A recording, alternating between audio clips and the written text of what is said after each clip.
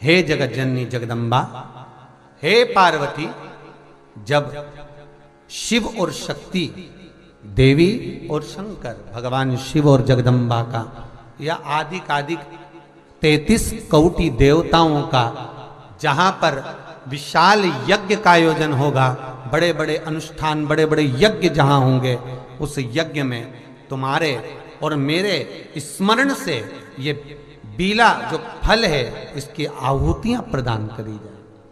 और उस आहुति को भी आप समझ लीजिएगा महाराज,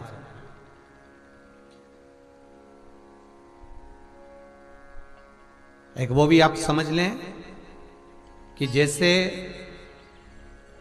अष्टमी तिथि या नौमी तिथि किसी भी महीने की,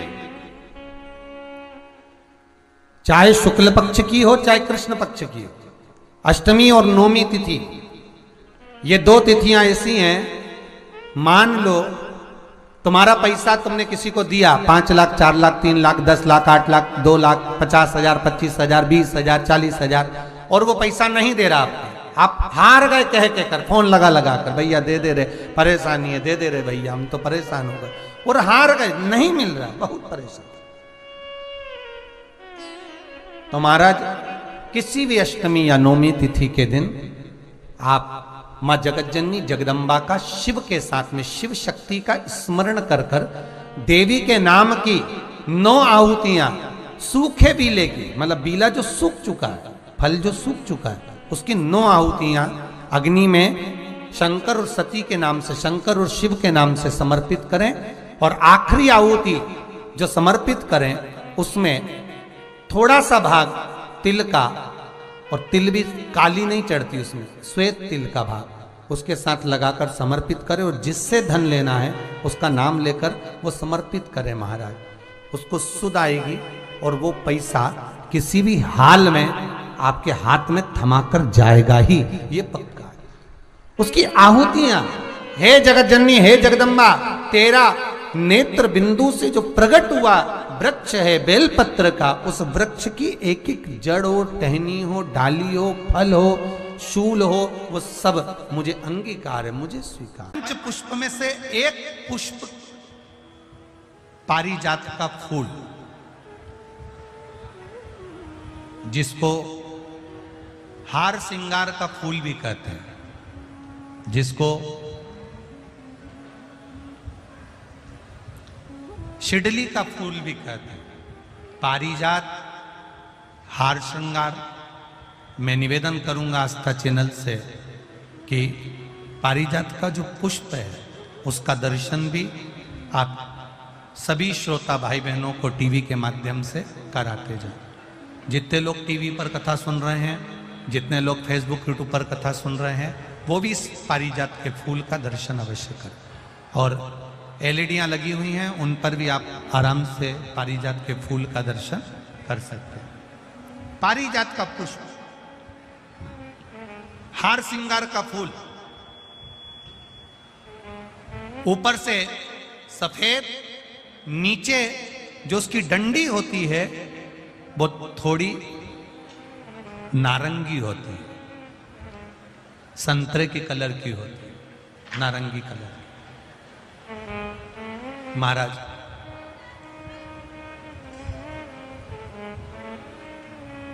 रात्रि में खिलने वाला ये फूल, रात्रि में जो फूल खिलता है ये पारिजात का, और हार श्रृंगार का जो ये पुष्प है, जिसको हार श्रृंगार भी कहते हैं, पारिजात भी कहते हैं, और कहीं कहीं इसको शिडली का पुष्प भी कहते हैं। ऊपर से सफेद होता है, नीचे उसकी जो डंडी होती है वो नारंगी कलर की होती है। शिव कथा कर रही है, शिव महापुराण का चरित्र कर रहा है। जिस समय पर संतान की प्राप्ति नहीं होती या किसी कारणवश, किसी कारण से हमारे यहां वंश की वृद्धि नहीं होती, तब देवाधिदेव महादेव की आराधना पारिजात के फूल से करी जाती है। अब उस पुष्प को चढ़ाने का एक तरीका है।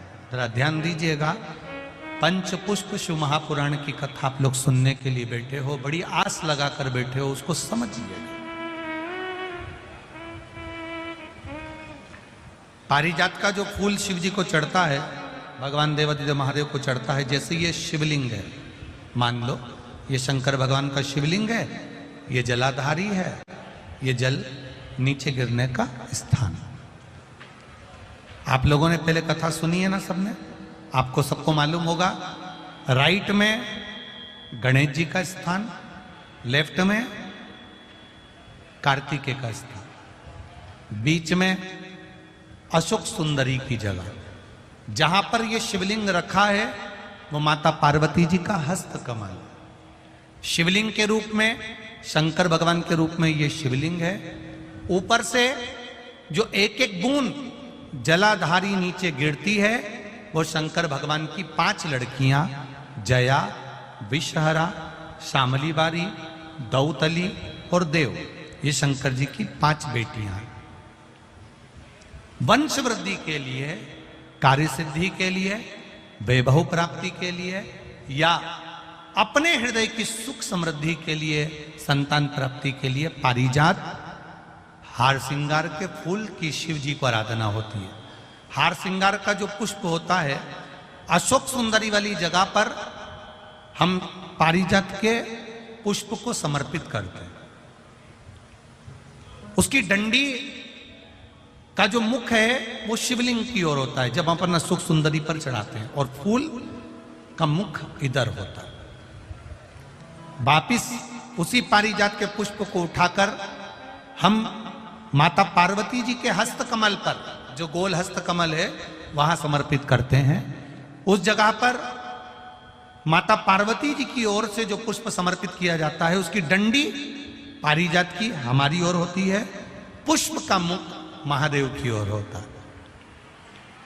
तीसरी जगह, जब हम पारिजात के पुष्प को अशोक सुंदरी पे से उठाकर जगत जननी के हस्त कमल पर रखते हैं, हस्त कमल पे से उठाकर देवादिदेव महादेव के शिवलिंग पर रखते हैं, उस समय पर पारिजात के पुष्प की डंडी शिवलिंग के ऊपर होती है और फूल का मुख अपनी ओर होता है।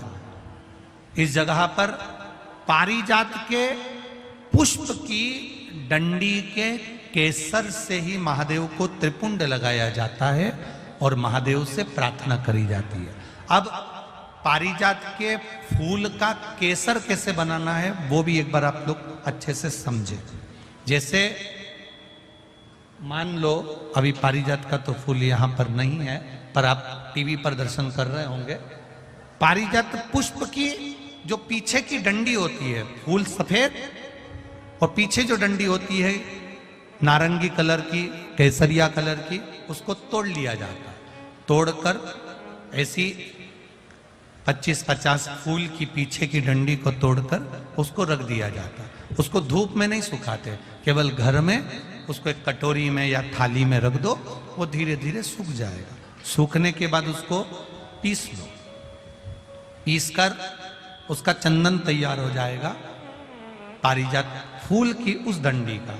और जिस समय वंश के लिए, सिद्धि के लिए, कार्य सिद्धि के लिए या वैभव प्राप्ति के लिए हम पारिजात का पुष्प देवादिदेव महादेव को समर्पित करते हैं, उस समय इसी को पानी में घोलकर देवादिदेव महादेव को जब आप लगाएंगे तो जैसे केसर घुलती है, केसर का जैसे कलर होता है, केसर जैसी सुगंध करती है, वैसे की वैसे ही ये पारिजात की जो डंडी आप लोगों ने सुखाई है, वही डंडी का जो चंदन बनाया है, शिव जी को लेपन करा है, उस समय पर अपने हृदय की बात आपने जो देवादिदेव महादेव को कही है, बस वही सुगंध हमारे जीवन में आना प्रारंभ हो जाती है। वो पारिजात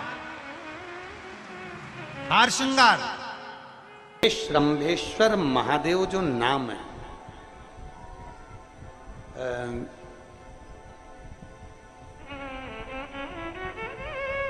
भगवान शंकर ने सारे 33 कोटि देवताओं को अपने अंदर समाहित कर कर ये रूप रखा था श्रंभ पक्षी। 33 कोटि मान लो आपके ग्रह अनुकूल नहीं चल रहे हो, कोई कह दे कि मंगल बेकार है, कोई कहे शनि बेकार है, कोई कहे रवि बेकार है, कोई के बुध बेकार है, कोई के गुरु बेकार है, कोई के शनि बेकार, कोई के ये बेकार, कोई के तुम्हारा ग्रह बेकार चल रहा है, तुम्हारी किस्मत बेकार चल रही है, तुम्हारा भाग्य बेकार चल रहा है। तो पहले तो जो तुमसे कह दे कि तेरा भाग्य बेकार चल रहा है, उसके चरण छू के उसको प्रणाम करके वापिस आ जाओ। क्यों? जिसने पृथ्वी पर जन्म दिया, जिसने नेत्र दिए, मुख दिया, हाथ दिए, पांव दिए, पूरा शरीर दिया, सारी इंद्रियां दी, रहने को घर दिया, खाने को अन्न दिया, अगर कोई तुमसे कहे कि तेरा भाग्य बेकार चल रहा है, तो पहले तो उसको प्रणाम कर कर वापिस आ जाओ। एक शब्द में मत सुनो, वापिस आ जाओ। क्योंकि दुनिया में आप सबसे ज्यादा भाग्यशाली हो जो भगवान ने आपको पृथ्वी पर पैदा करा। कुत्ता बना के पैदा नहीं करा, जानवर बनाकर पैदा नहीं करा, झिंगुर और कीट पतंगा बनाकर पैदा नहीं करा, सड़ते हुए कुत्ते के शरीर में इल्ली पड़ जाती है वो बनाकर पैदा नहीं करा, कीड़ा चूहा बनाकर पैदा नहीं करा। मेरे भगवान ने तुम्हें मनुष्य बनाकर पैदा करा है। जितने पृथ्वी पर मानव पैदा होते हैं ये अपने आप में भाग्यशाली होते हैं, कोई अभागा पैदा नहीं होता। कोई तुमसे कह दे तेरा भाग्य बेकार चल रहा है, तेरी किस्मत बेकार चल रही है, उसके पांव पड़ो, वहां से निकल लो, अपनी पत्रिका लपेटो और वापिस सजाओ जन्म पत्रिका लेकर। भाग्य तुम्हारा बेकार नहीं है, तुम्हारी किस्मत बेकार नहीं है। भाग्य उसका बेकार है जो तुमको कह रहा है कि तुम भाग्यशाली नहीं हो, तुम किस्मत वाले नहीं। भाग्य उसका बेकार है जो पृथ्वी पर जन्म ले लेता है, शंकर जी के मंदिर में 1 लोटा जल चढ़ाना चालू कर देता है, शंकर के मंदिर में झाड़ू पोछा करना प्रारंभ कर देता है, वो कभी भी अभागा नहीं होता, वो भाग्यशाली ही होता है। तो अभागा नहीं है, वो भाग्यशाली है। और जितने पृथ्वी पर मनुष्य जन्म है, चाहे वो छोटे से छोटा, बड़े से बड़ा, आपका हाथ पैर शरीर सब भगवान ने दिया है, आपको करोड़पति बनाकर पैदा करा है, फिर भी आप अपने आप को अगर अभागा समझते हो तो आपके ऊपर है। किस्मत वाले हो, करोड़पति बनाकर भेजा है।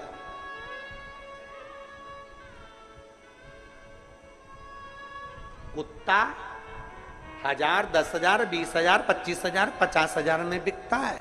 तुम्हें तो भगवान ने 2-2 किडनी दिए, अभी बेचिए 20-20 लाख में, यूं बिक जाएगी। भगवान ने नेत्र दिए 50-50 लाख में, अभी बिक जाए 5 लाख में। एक एक शरीर भगवान ने कीमत वाला बनाकर भेजा है।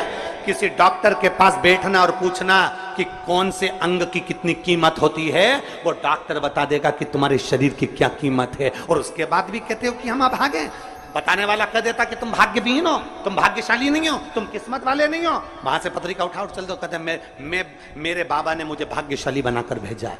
और अपने हाथ में वो बल होता है कि आप स्वयं इतनी मेहनत कर कर आगे बढ़ सकते हो कि अपने आप किस्मत वाले बन सकते हो।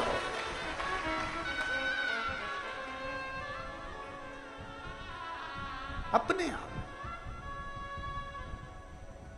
और हम तो बाबा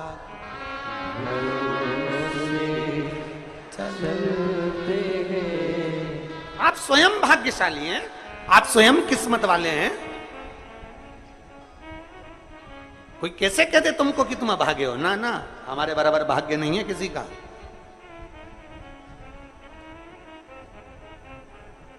तुम्हारी ग्रह खराब है, तुम्हारे ग्रह खराब है। संभेश्वर महादेव का नाम 7 कनेर के पुष्प, कितने? 7 कनेर मालूम है? ये रोड पर जो जाते हो डिवाइडर में पीला पीला फूल लंबा, जो कि पशु पक्षी कोई नहीं खाता, जहरीला फूल माना जाता है। कनेर के 7 फूल, एक बेलपत्र। जिस समय पर कनेर का फूल बेलपत्र के साथ चढ़ाया जाएगा तो 7 कनेर के पुष्प सीधी बेलपत्र पर आपको रखना। 2-3 प्रदोष कर कर देखना। अगर कोई आपसे कहे कि आपका भाग्य ठीक नहीं चल रहा, आपकी किस्मत ठीक नहीं चल रही, आपके ग्रह ठीक नहीं चल रहा है, आप भाग्यशाली नहीं हो, पहले तुम वहां से उठ जाओ। उसके बाद में देवाधिदेव महादेव के पास 7 कनेर के पुष्प एक बेलपत्र में रखकर नंदीश्वर के पास में बैठकर श्री शिवाय नमस्तुभ्यम बोलकर अशोक सुंदरी वाली जगह पर स्पर्श कराकर भगवान शंकर पर सातों फूल के साथ बेलपत्री की डंडी अशोक सुंदरी की साइड हो, ऐसा स्मरण करते हुए शिव को समर्पित कर दे। वही बेलपत्री 5 बार नमः शिवाय या पंचाक्षर मंत्र, षडाक्षर मंत्र या श्री शिवाय नमस्तुभ्यम बोलकर वही बेलपत्री 3 प्रदोष, 4 प्रदोष, 5 प्रदोष, 2 प्रदोष, जितने प्रदोष आप चढ़ा रहे हैं प्रदोष काल में, वो बेलपत्री लाकर अपने कक्ष में अपने पूजन वाले स्थान पर रखते जाओ। एक बेलपत्री एक प्रदोष पर लाओगे, अगला प्रदोष आएगा, कितना अंतर पड़ता है आपके भाग्य बदलने में, आपको खुद मालूम पड़ जाएगा कि आपकी किस्मत कैसे बदल गई। मेहनत आपको करना है, परिश्रम आपको करना है, लगन आपको लगाना है, और बेलपत्री और कनेर का पुष्प शिव को चढ़ा। महाराज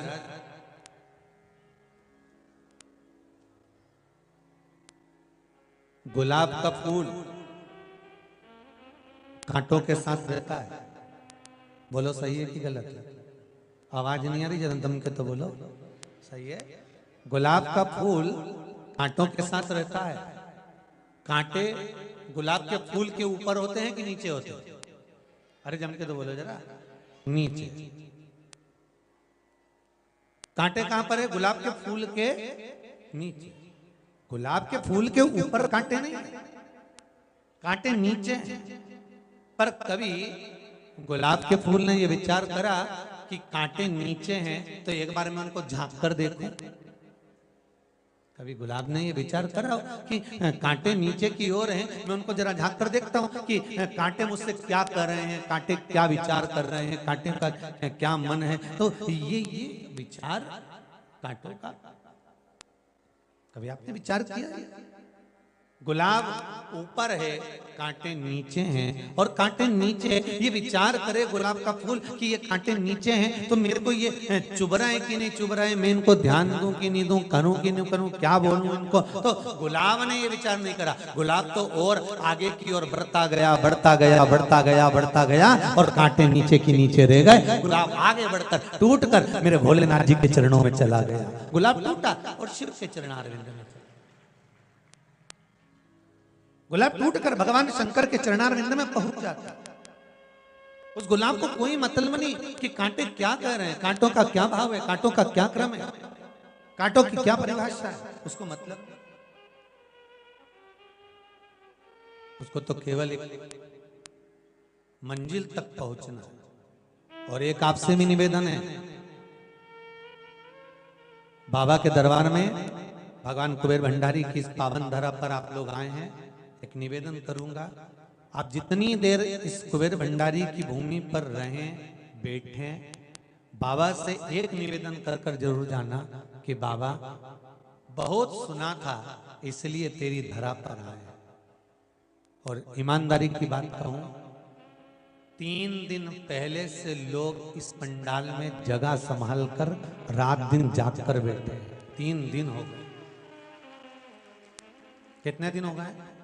3 दिन पहले से लोग जगह संभाल कर, और धूप क्या, तपन क्या, कुछ अभी भी कितने लोग धूप में बैठे हुए हैं। कोई रोड पर बैठा हुआ है, कोई कहीं बैठा, कोई छज्जे में बैठा है, कोई सीढ़ियों पर बैठा हुआ है। कितना कितना त्याग है, इतनी तपन है।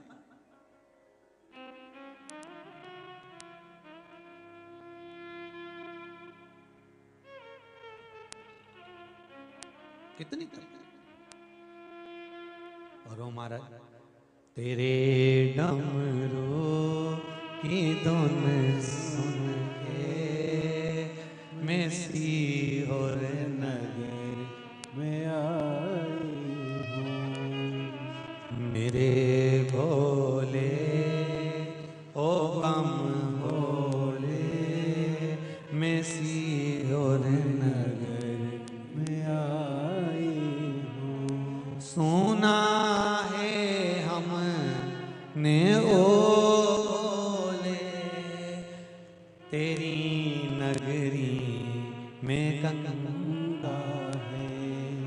सुना है हमने ओ भोले, तेरी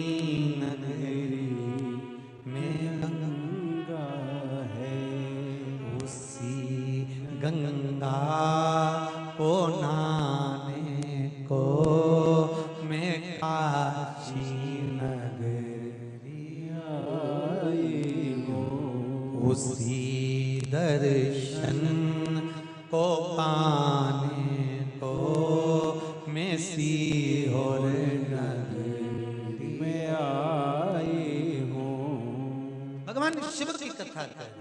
आपका विश्वास, आपकी प्रबलता, आपका जो कहा ना कि सुई चुभेगी फूल में तब माला बनेगी, तब भगवान के पास जाएगी। चंदन पत्थर पर घिसाएगा तब भगवान के मस्तक पर लग पाएगा। और संसार में आने के बाद में मनुष्य जब संसार के तपन से तपता है तब जाकर निखर कर भगवान का हो पाता है। कोई साधारणता में हो जाएगा?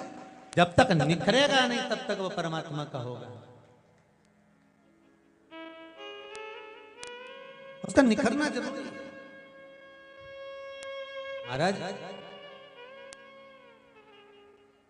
जितने आप अंदर हो इस ग्राउंड में, उससे ज्यादा बाहर है ग्राउंड में, उससे ज्यादा रोड पर है ग्राउंड।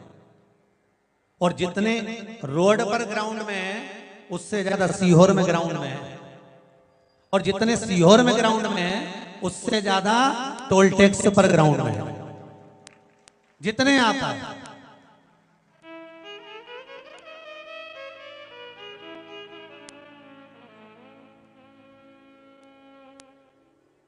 बस एक निवेदन है आपसे, अगर आप स्वीकार करें तो थोड़ा हर जगह से प्रेशर आ रहा है कि पब्लिक बहुत आ गई है, बहुत पब्लिक आ गई है, इसलिए एक मन कर रहा है, बाहर भी बात करी गई है।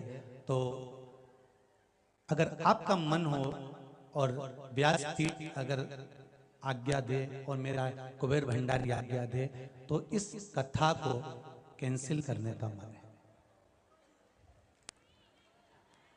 एक विचार थोड़ा सा है, इस कथा को अप्रैल के महीने में हरिद्वार से खबर आ गई है, तो इस कथा को पूरी उठाकर उत्तराखंड गवर्नमेंट इसको झेलने को तैयार है। तो हमारा मन है कि ये कथा उठकर उत्तराखंड की ओर जाए और हरिद्वार की भूमि पर यही सारे रुद्राक्ष वही की वही क्रम उत्तराखंड की भूमि पर हरिद्वार की पावन धरा पर गंगा मां के स्नान के साथ में गंगा की उस धरा से अप्रैल कौन सी तारीख है? शायद 19 अप्रैल पड़ेगी वो तारीख। तो ऐसा विचार किया जा रहा है क्योंकि थोड़ा सा पब्लिक ज्यादा होने के कारण बस व्यवस्थाएं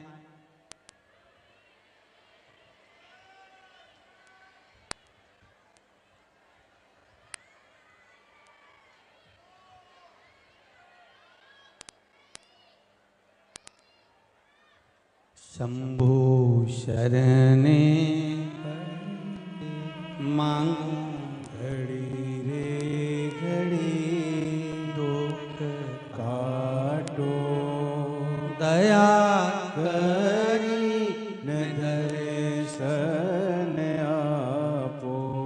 पर एक बात कहें आप लोगों से, अगर आप स्वीकार करें तो हृदय की बात कहें, सुबह से लेकर अभी तक आपने अन्न का निवाला नहीं खाया। ऐसी दशा और आप लोगों की जो फंस फंस कर बैठे हो ऐसी दशा हमसे देखी नहीं जाएगी। मेरा देवाधिदेव महादेव इसको स्वीकार नहीं करेगा। तो आप सबसे एक निवेदन रहेगा, आज कथा विराम होगी, रुद्राक्ष उत्सव करा है। एक दुख है मेरे को जीवन का, शायद मैं व्यवस्था करने में कमी रह गई होगी, पर आज इस व्यासपीठ से उठकर आप मेरे माता और पिता की जगह पर हो। मैं हृदय से कहूंगा कि ये वाली कथा तो मैं नहीं करूंगा, इस कथा को मैं हरिद्वार तक लेकर जाऊंगा। आप लोगों ने बहुत दूर दूर से पंजाब, हरियाणा, झारखंड, उत्तर प्रदेश, ना जाने कहां कहां से खूब किराया लगा कर आए हो इस बेटे के लिए। क्षमा चाहता हूं, विनय करूंगा, क्षमा चाहूंगा कि मैं आप लोगों को धूप में या भूखा यहाँ नहीं देख सकता, इसलिए प्रयास करूंगा कि इस कथा को कहीं और जाकर बहुत विशाल रूप में और अधिक मात्रा में करने का प्रयास करूंगा। पूर्ण तरह से ये मन बनाया गया है आप लोगों की सुरक्षा के लिए, आप लोगों की व्यवस्था के लिए। बाबा कृपा करेगा, शिव बाबा कृपा करेगा और प्रयास करूंगा कि सीहोर नगर में अब इतने विशाल रूप में आयोजन नहीं कर पाऊंगा, करूंगा तो बाहर जाकर करूंगा। हर हर महादेव।